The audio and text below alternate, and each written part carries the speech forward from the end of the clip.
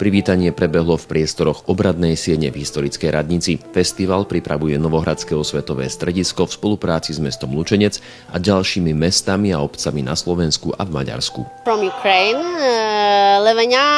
Sme z Ukrajiny. Levenia znamená v preklade malý lev. Sme združenie, ktoré zahŕňa dva kolektívy, detský a dospelý súbor.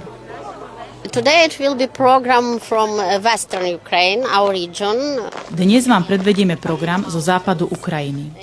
Piesne a tance budú z regiónov Zakarpatia, Severnej Bukoviny a Huculska. Odtiaľ sme čerpali námety na naše vystúpenie.